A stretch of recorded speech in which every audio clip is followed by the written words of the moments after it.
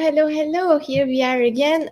This is the afternoon conversation of the Global Empowerment Summit, the third Global Empowerment Summit and the fourth weekend, and we are all about digital transformation and sustainability. And I have my guest here.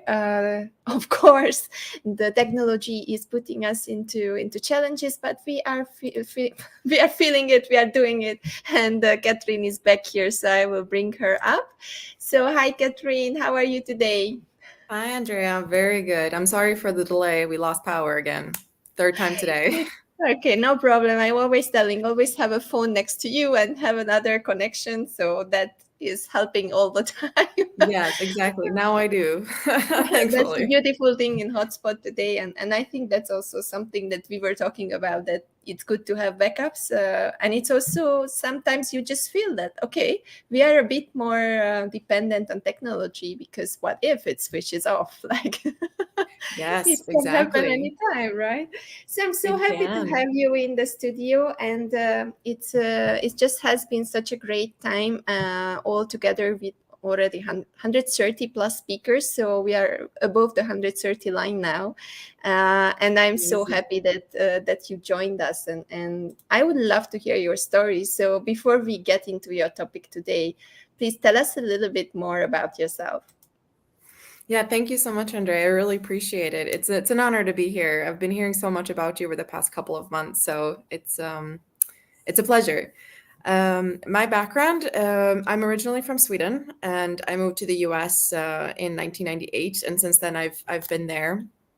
3 months ago, I relocated to India to work on this shared business that I started with my partner Ashish.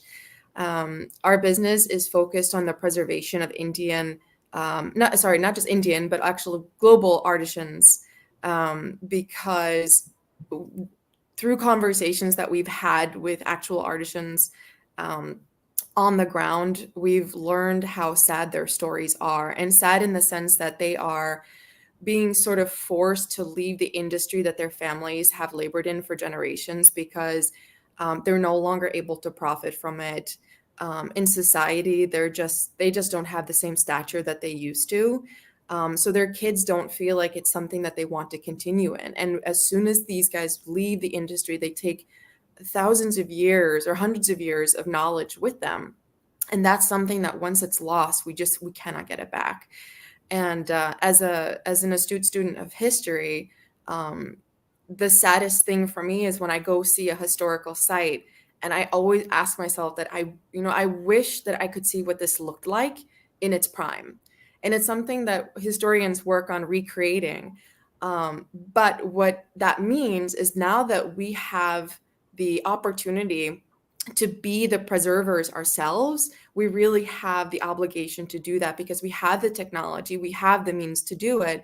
And because the entire fashion industry is going through so many changes, and it's actually being forced to be more accountable because of the customers that are asking the very important and pertinent questions.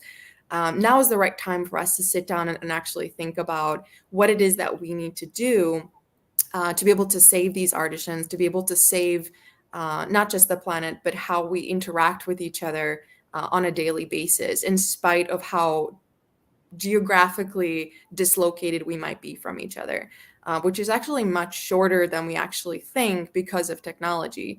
But when you're talking about a rural artisan who is most of the time illiterate, it becomes a real challenge for them to be a part of society.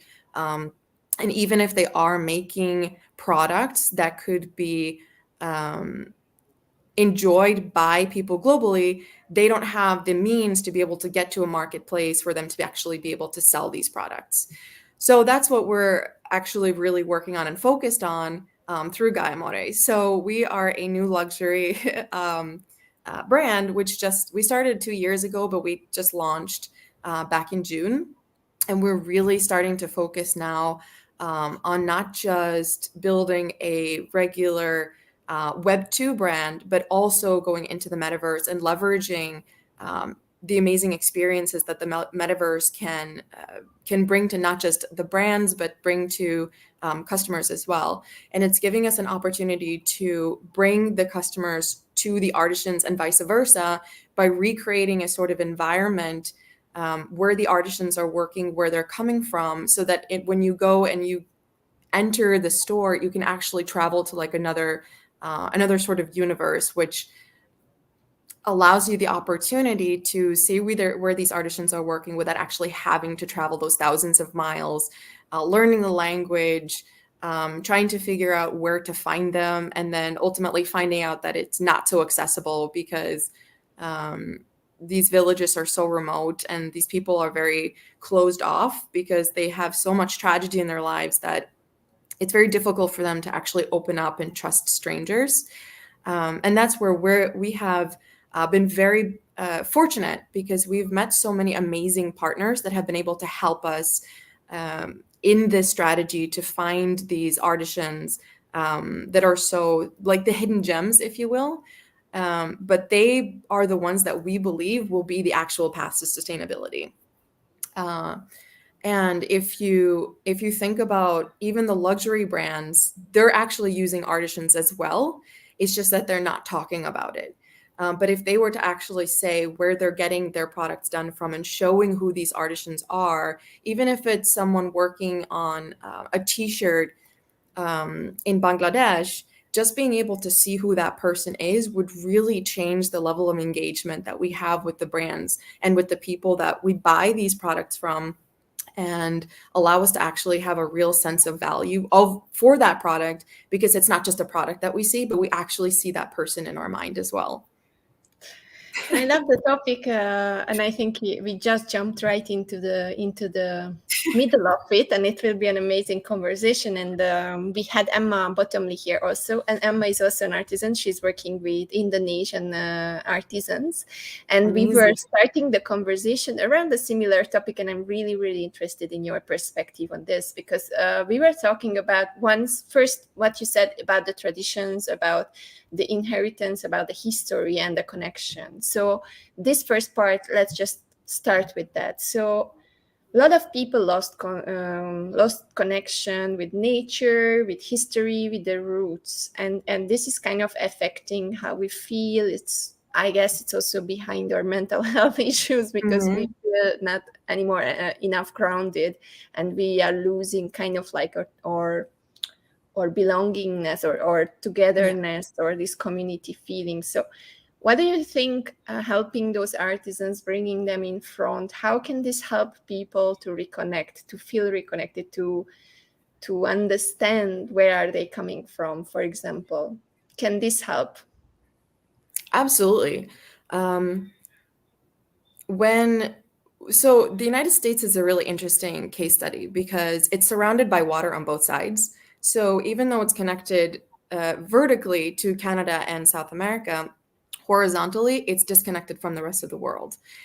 So it's really hard for Americans to wrap their head around what's happening on the other side of the planet in developing countries, where the United States is so far evolved that for any one of us to actually sit and think about what it's like for an artisan who has been working in, for example, the leather trade, and their whole family is laboring in the leather trade, is really difficult for us to sit and think and relate to it. So just by telling a story and opening up the opportunity for communication and allowing these artisans to be a part of the conversation, even if they might not physically be there, but having a representation of their work through media allows us to remove that veil and find that actually we're not so different. Yes, we might live in, like, our homes might look different, but the values are still the same. You still value family, taking care of your family, working hard for your family, providing for them, making sure they have food on the table. So that's literally what everyone on the planet faces every single day. These are your main objectives. So when you showing that this is who these people are, they're just normal people. They just might not live as comfortably as we do. But when you're able to support them by buying a product that they're making, especially when they're making it with their own hands, and then you're able to then buy that product and have that product and use it, your appreciation for them and for your own life actually goes up, because you start to appreciate the things that you have around you and understand that while you might have slightly more opportunities than they do, you can actually support them by knowing who they are and supporting them rather than a really big brand that might not be as transparent as you would hope. Um, you're able to build a connection with them because you can see the struggles that they're facing, and those struggles might not be very different than yours. Just because you're able to buy, this bag doesn't mean that you might not be struggling financially in your life. So are they. You might not be a very good cook, so might they be, or not. Well, technically in India, everyone's kind of a good cook, Yes, I think but they are good nonetheless. cooks. I wouldn't argue with that. They all are super good cooks. Well, Yeah. that's my I tried it once. But I take No. that back. That's just me. I'm not so great. But you get the point that removing that veil and giving these artisans an opportunity to connect with people outside of their own world, even if they don't speak the same language, gives them an opportunity to be a part of the world and evolve with the rest of us.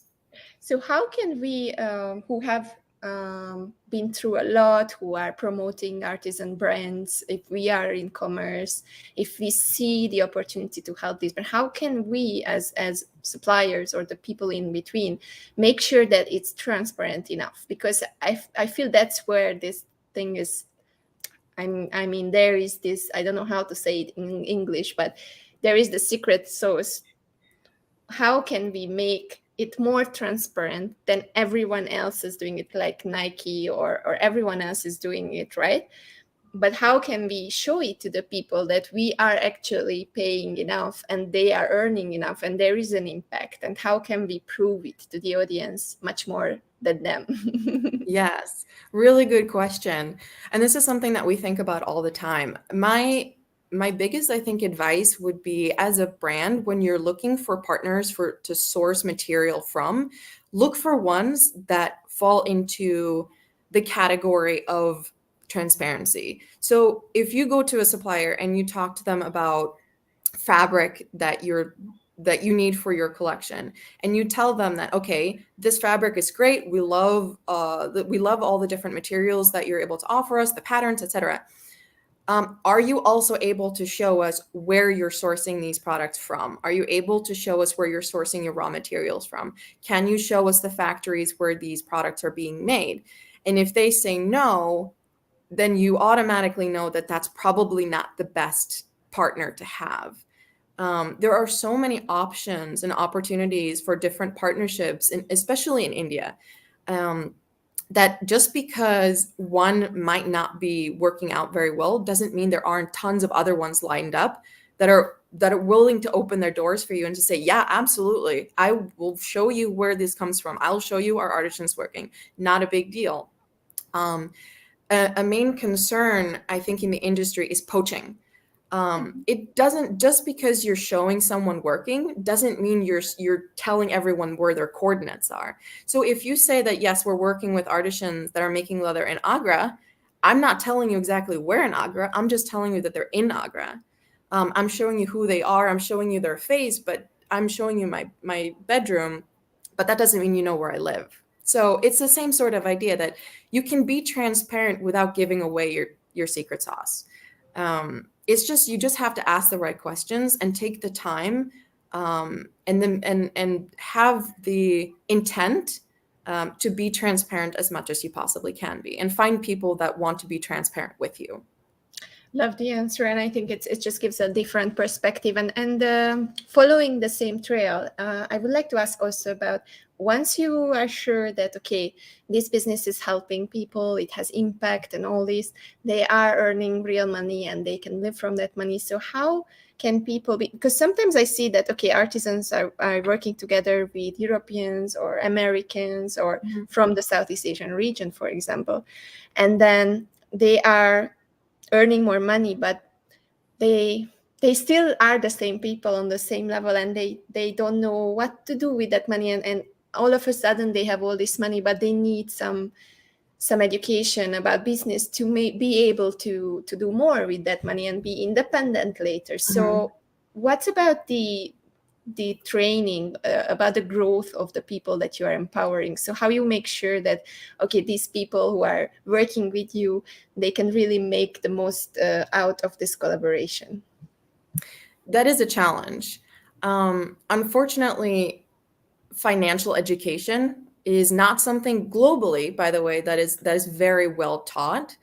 When our parents tell us that we're young, that we're supposed to save, we don't really understand why. Nobody sits down and explains the logic behind it, or explains to us that, okay, instead of maybe saving the cash, you can buy gold.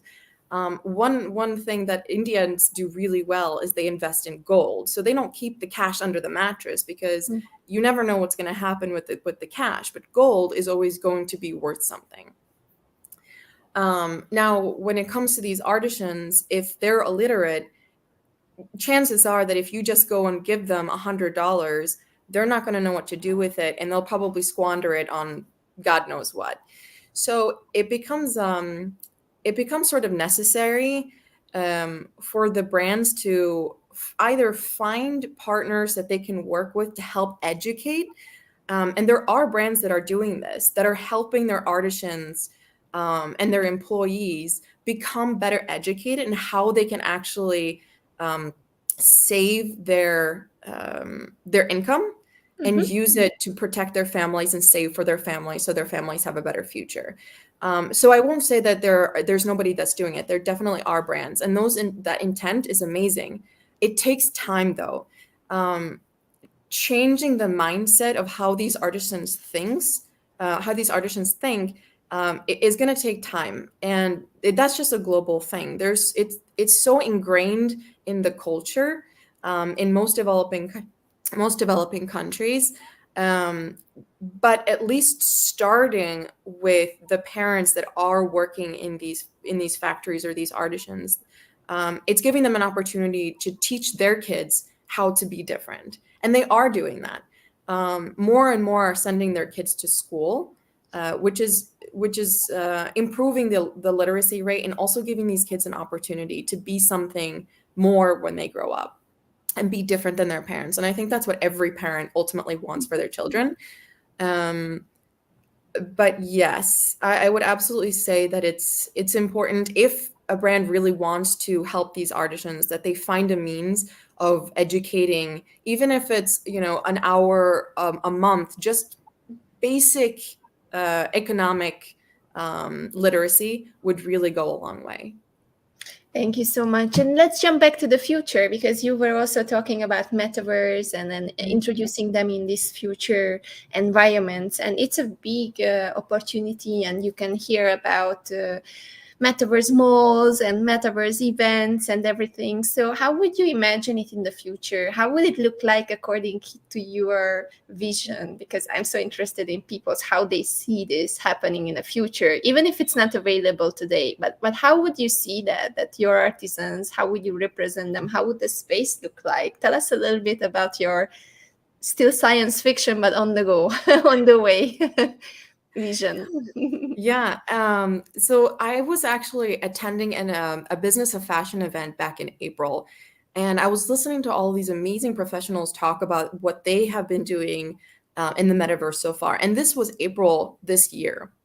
And since then, so much has changed. It's amazing how quickly the industry is moving forward. It's amazing to be a part of it and just to see it happening. But when I was sitting there, the one thing I kept saying or thinking to myself was, if we could gamify the experience and create a sort of video game where you can actually travel to India in the video game, or technically this would be the metaverse, and you can actually see where these artisans are working, where they're living. There's no way. I mean, outside of watching YouTube and seeing these travel blogs where these travelers are going and engaging with the communities, and essentially it's the same sort of thing, but then you yourself get to be in that environment, and you get to pick things up, and you get to engage with it, and maybe even have the opportunity where there's a setup, and whichever brand it might be, you actually get to make a product the way that the artisan would make the product. And at the end of it, you have the option to buy it as an NFT or to buy it as a physical product or both. That's an opportunity I think is really sort of unique to the gamified environment, which you really wouldn't be able to do in real life, because if you were to do that in real life, it would be you making the bag, not the artisan. So, but as far as the entire vision goes, that's a really good question. I think it's quite limitless at this point. I don't even know. All I can say is that we just have to stand by and see the amazing things that brands across all industries can come up with. You know, anything from flying cars to, I mean, you could technically have a dragon in there. I don't, but it depends on, I think, what the brand is going for, what the company is going for. But being able to bring real life into it, and also being able to twist it and twist reality, to bring fantasy into it, it's an artist's paradise, actually. Yeah, I think so. Artists will be in a quite good place in the future, because what I see there, I'm just trying with Jamie. You know, Jamie, he's from Yes. MetaHub, and Mhm. I was trying his space, and he gave it for us, and we will have kind of a fashion experience there next weekend. But I think that's amazing what people in spatial already are doing, because you have all Mhm. these dresses that you can take. There are in between spaces, there is like a jumping place, like the Wonder Mirror, and then you can just jump through it and end up in a different space. So Amazing. actually it's getting there too. It's still slow, it's still just limited amount of people, but as you said, it's developing at extra levels, and it's so fast. Like you said, it's just April, and then I remember 3 years ago when I started all these, there were no event platforms for 3D or metaverse events Right. or hybrid Mhm. events or anything. I just did it like what I had, and then I put it online through a video camera, because there was just no platform for Yeah. that. And today and throughout the years, they were popping up like hundreds and Mhm. hundreds of them. And it's the same about community spaces and metaverse, and exciting times we are living in. Absolutely. Absolutely. We have to stay tuned and see Yes, stay see tuned and what the say what's imagination happening. brings. So let's involve the viewers a little bit. Betty is saying this is truly an amazing insight for me to learn and gain knowledge on artisans exploring this unique venture. And then Jag is saying, I'm also very kind to know how to get connected and help them, since I'm traveling to Orissa, and here they are resourceful with handcraft. So what Mm. can someone like an individual like Jag do to help artisans? What do you think is it a help? Is it a sensitive topic to bring it up? Or how can we help? Because sometimes, I feel like, how do I know that they need help? It's the thing that maybe they don't need, the fisherman story, that they are so happy to fish and do that every day, and then they are doing it, and someone is asking them, okay, I will bring you a bigger boat with the with the engine, and then they are just like, okay, but what do I do? Because they just feel happy about it, right? Yeah. Uh, I would say if you go and talk to an artisan, and so for example, if there's anyone who finds that there's an artisan who's making beautiful products, you can always reach out to us. We're always looking for artisans, and to partner with. Um, so if you go to our website gaia-amore.com, you can always drop us a note and contact us and let us know that there is an artisan that's looking to partner with a global platform. One thing that I would say is they're businessmen. They're respect, they have a lot of respect for themselves. So treating people as if they're needy is not the way to go. It's more of offering them an opportunity to be a part of something. And most of the time when you approach them and say, wow, you have these amazing products, I have an idea, do you think you'd be interested in this? That's the way to best approach them, because then they'd be more open to it, rather than, oh, I feel so bad for you, you must be struggling. People don't really like that very much, because you're taking that respect away from them. But there's a lot you can do as an individual too. There are organizations like Good on You that rates brands based on their social and environmental impacts. And you can read about what they're doing, how they're doing it, and then actually from Good On You, go to their website and shop whatever they have and are offering. So there's tons of resources where we can learn about these brands and make sure that we're actually shopping from brands that are being transparent, and ask the questions, look for the information that they're presenting. And if it doesn't quite make sense, you can always reach out to them and ask them for clarification. And then if they can't answer the question, then you might want to say, maybe I shouldn't patronize with them.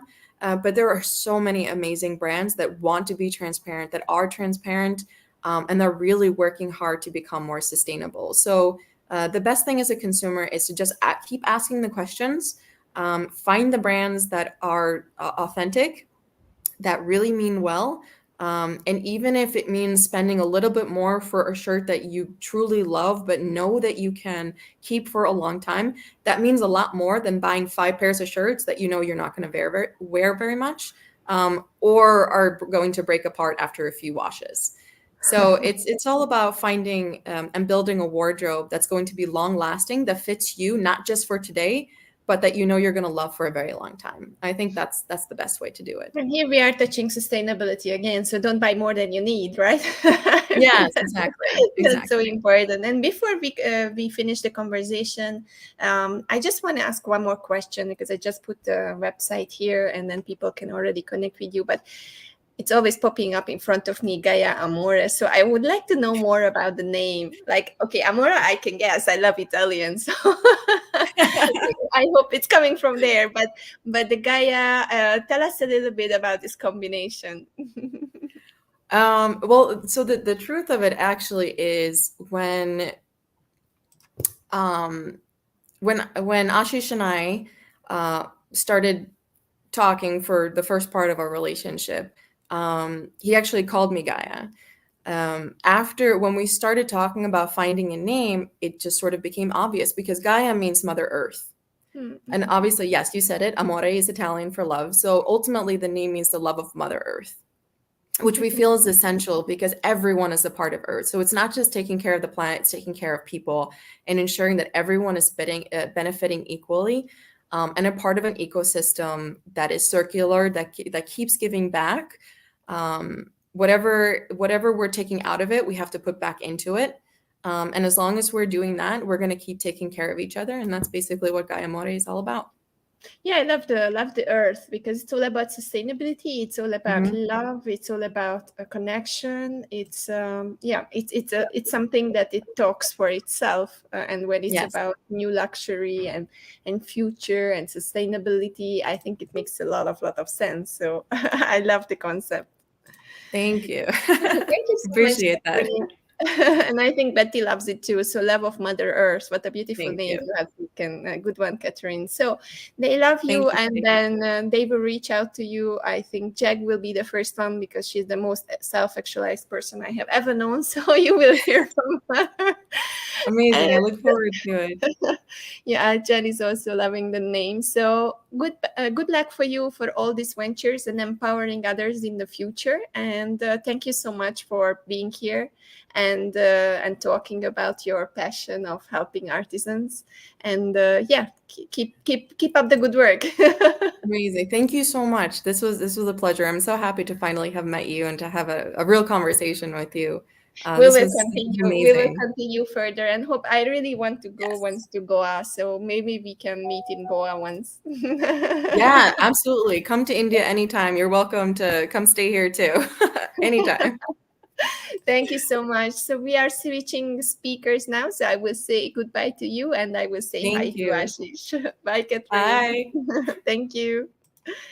All right. So we are switching. Here is Gaia Amore, and the other side, where the name comes from and originates. Ashish is in the studio. Hi, Ashish. How are you today? Hi, Andrea. I'm good. How are you? I'm good too. Enjoying the conversations. In the meantime, having some rest at my favorite place, then coming back to my computer. Looks beautiful. So that's how I roll.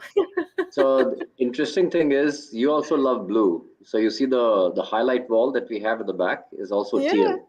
I love I love you. So you can see everywhere blue because I think that's kind of life. I don't know. I love purple and blue, like with Gaia, your Gaia Amore, Amore. Catherine. She had the a little bit reddish background, and I love that purple pinkish Yeah. thing. And then you have the blue, so we are all aligned. So Ashish, hi again from Alchan. He was also here yesterday. He's our Hi, Al. most committed participant this year, and with Jag together and Betty. So they are all here listening to you. And today we have an amazing topic that we intended to speak about a few weeks back, but technology didn't let us. So here we are, and we are discussing your topic. But before we get there, you already told us yesterday what you actually do in business, but I'm more interested Right. in the personal side. So, how do you relax? What do you do when you are really like want to just switch off? Tell us a little bit more about what's your purpose and how you want to contribute. So, great question. The thing is, wearing three hats now and totally committed to Diamore and my other two roles, I still am able to squeeze a bit of time. I think possibly because I negotiated the terms under which I would work my full-time job. So while I'm a chief business officer for a company which is based in Singapore, I work out of India, and I work with remote teams that are doing projects in Africa and in the US currently, right? So that flexibility gives me some sort of time where me and Catherine are able to go to a clubhouse. So we have a large community here. I think that's the only luxury we give ourselves in terms of time. Otherwise, realistically, there is no time. So my America calls start at like 8 o'clock um, in the morning, and they go on till 10 in the evening. So So not so much time, that's same like same like Sharad, like 24, 25, 26 yeah, hours. exactly. So it's just the same for us. Uh, in a different world, I used to have in a schedule that I would give to golf, but that is gone. So it was in Africa that I had that time. I had some time in the US while I was there. So that used to be my passion. I used to paint. I mean, I still can paint, but time doesn't allow me to do that. So, and right now I have taken on this mantle of being a supportive partner to Catherine. So when we go and visit our artisan communities, I sort of consider that as my free time, in the sense that, see, the thing is, you should love what you do, right? So I have learned to love the artisan communities and the mission that we have for Gaia More, and that's how I sort of spend my free time. There really is no free time. It's devoted to partners, folks like yourself. I just, on a side note, one of my fellow alum from my cohort, so she's doing very well in Peru. So she's in business, but she's also assistant professor teaching marketing and entrepreneurship. So she reached out to me and Catherine and said, "Hey, I have a master class on social enterprise, and your business is very unique in the sense it's not a pure social enterprise. You also have tech in it. We want to wrap a head around how tech enables social enterprise. Can you talk about it?" So we'll be talking about it, and we'll be talking in New York time, right? So that's how we sort of are keeping ourselves busy. So I think we I love relish. this. Interesting thing is, this for us would be counted as free time. The time that I'm spending with you, taking those questions, being able to help other people, this we'll consider as free time.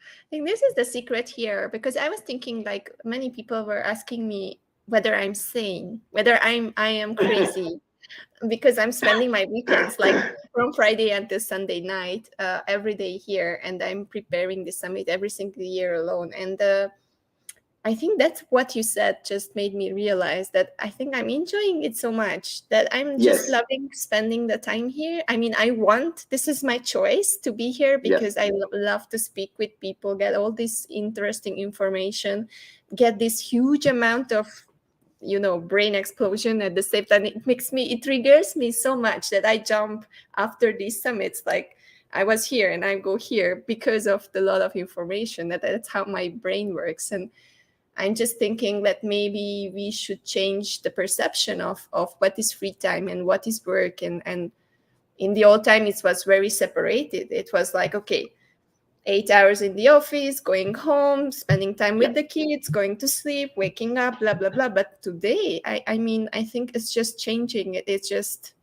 evolving so much with us, right? Yeah. So the thing is, we are living at the time of the digital native, right? And people they're not sitting in, they're not sitting in physical offices. COVID made a whole lot of change to a whole lot of people. So even in a straight-jacketed economy like the US, people understood, hey, by the way, you don't need a physical space for people to be productive. As it is, we are forced to work from home. Can we make it work? One of the largest trading houses that I know of, right before COVID, had invested $2 billion in this building in New York, and during COVID, sold off those assets. I mean, you already know that many of the IT services companies now offer work from Laying home off people, options. So things have changed. We are part of that change, and I like what I see at this time. Yeah, I think it's also something connected to your topic today, that in your topic that you wanted to talk about, it's like building it right, doing it right by building it right. And that is something that I want to start with. Like, what is right? Is it relevant? What is right for you? Will it be right for me, or will it be right for someone else? Like, again, the perspectives coming into the picture. So how do we decide first, before building it, that it's right for me? So that's, just on a side note, so what may be right for me may not be right for you. So it's not a one size fits all. Again, I think yesterday the panelists had mentioned about it, and I 100% agree. But then on this topic, you can probably start with the highest common factor, as it were.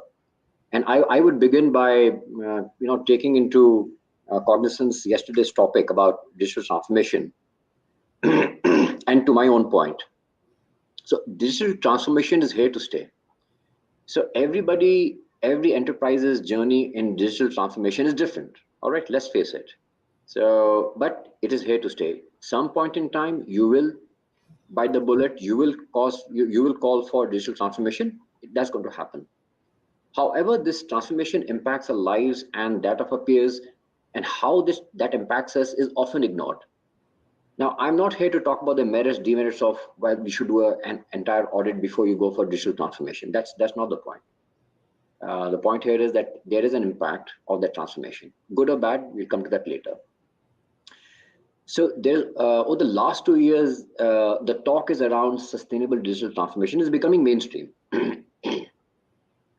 Now, let's go to definition of sustainable digital transformation. So there are many. If you were to go and type on Google definition of sustainable digital transformation, you have many definitions from different quarters. So I'll take a few so we can warm up. So sustainable digital transformation can be defined as building the right thing to do the right thing. Now, that's very simple. You could also define that as a transformation which is conceived from the point of view of comprehensive assessment of all stakeholder impact, internal, external, with the implementation of technology, and can therefore have many variations. So, a summary of that could be the process of digitizing the company or the economy in an organic, green, and long-lasting way. So this is how people have chosen to define it. This is fairly young, so it's not as if this has been around, the definition or the understanding has been around for a long time. Certainly has been here for about a couple of years, still growing. Any questions so far? Yeah, I just would like to ask whether it's because of the sustainability that is coming to question. Is it because a lot of servers that are storing the data that are in this blockchain technology, all the energy that they are burning? And I still remember Elon Musk like saying everything about it and how much energy and we shouldn't do that. Yes. And so is it becoming so important because of this fact that it's not really a green thing to go digital? Yeah, you're absolutely right. You hit the nail on the head.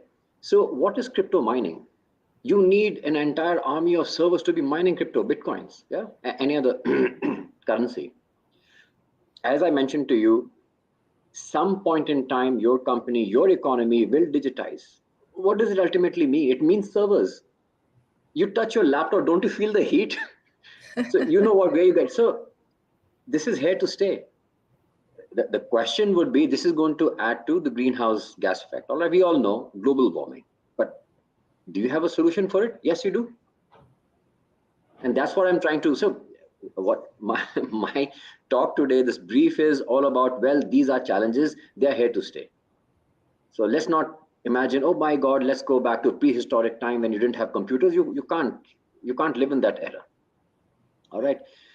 If it is predefined, preordained that you're going to have digital transformation of your economies, of your companies, of your own lives, then you have to live with more heat. But what do you do to optimize that?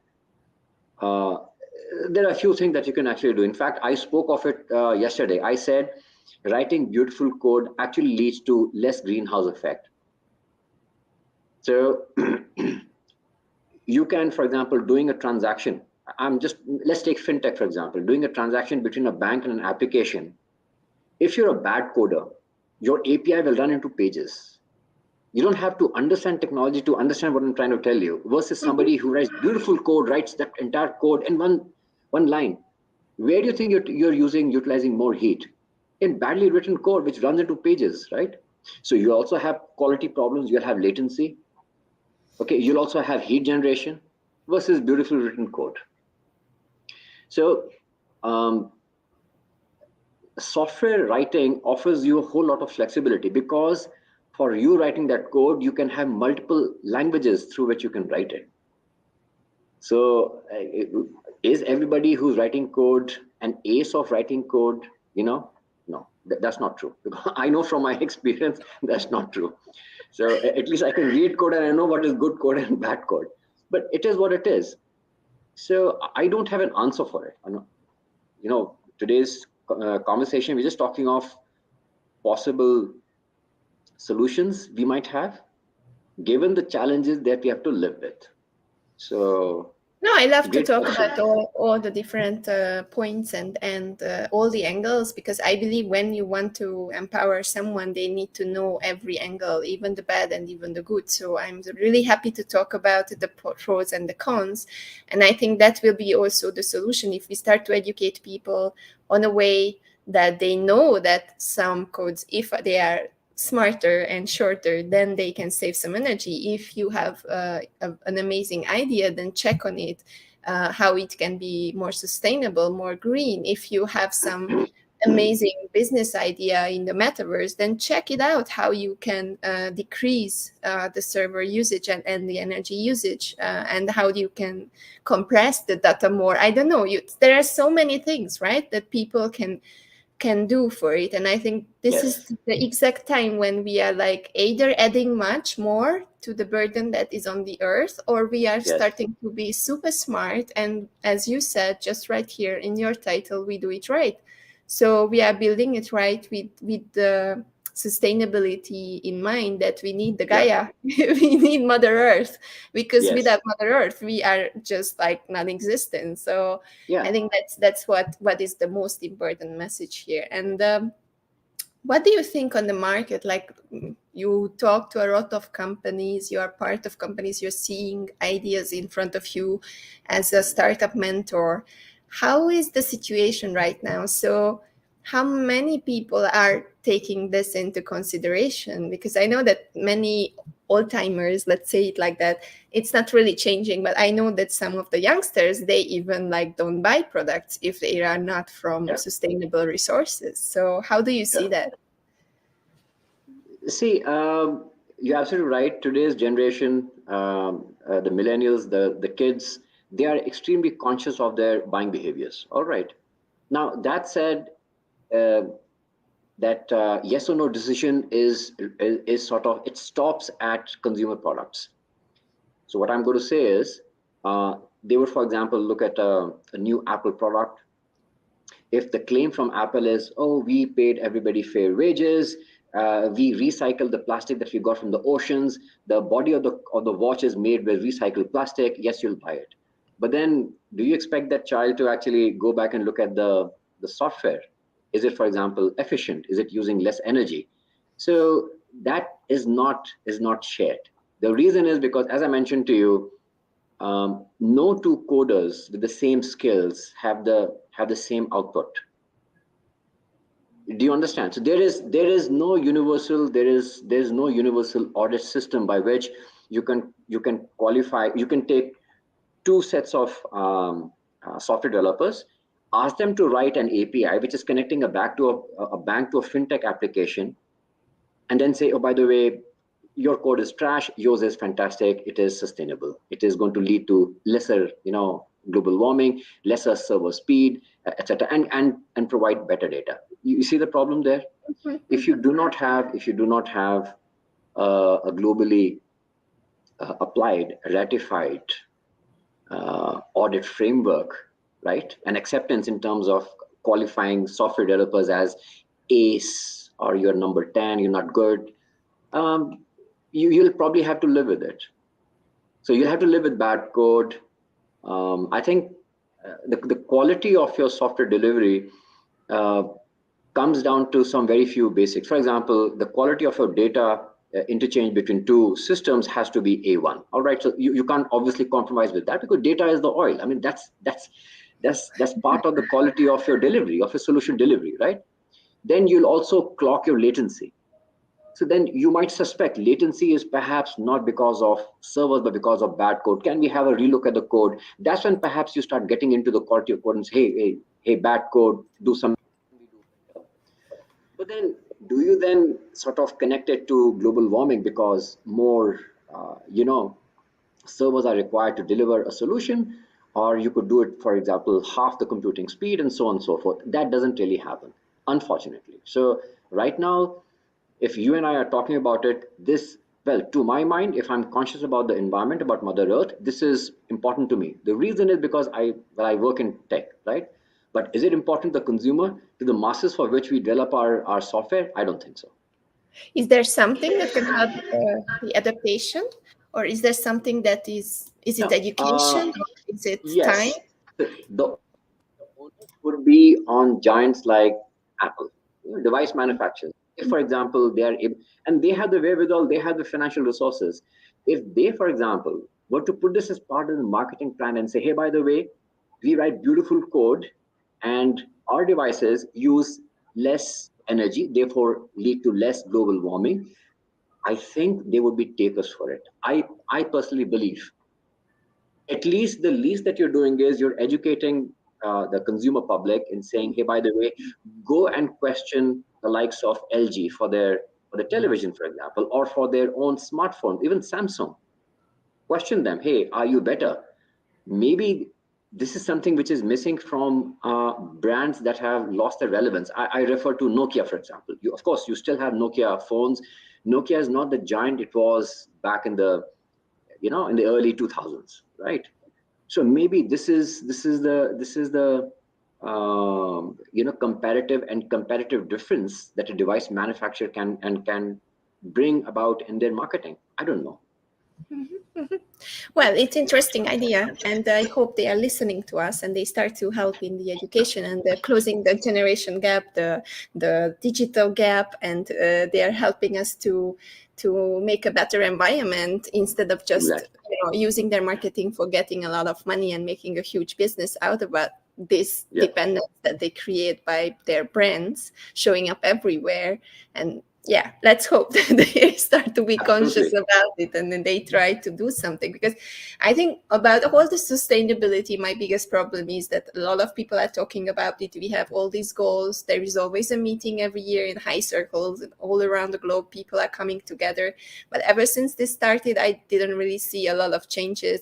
Although we know that if you put the things together and you say, okay, I want to do this, then you can do that. Look at China, what they did.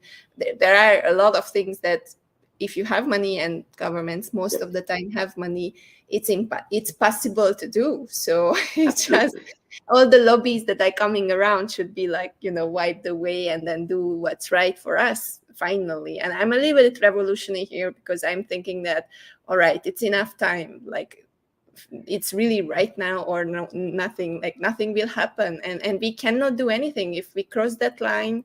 Nothing can there's save no us coming back. Yeah, There's no coming back. exactly. Yeah. So I think that's the thing. We don't want to like paint like a back future, but we want to urge people to act. Even if you are from those big companies, please think about it. What do you want for your children? Not just for your company, but for your children and their children in the future. Let's take it from this psychological perspective, because that's what we have to see, not the dollars, as we said with Nigesh. It's more about what we leave for the future generations. So thank you so much, Ashish, for the thought-provoking additional value information that you just gave us. I wish you all the best with Katrin and Gaia Moore and every other beautiful hats that you wear. Thank you so much, Andrea. Thank you so much for being on board for the Global Empowerment Summit. More than happy to help. Thank you so much. So thank you. I will just say goodbye. Goodbye. Ciao then. Bye-bye.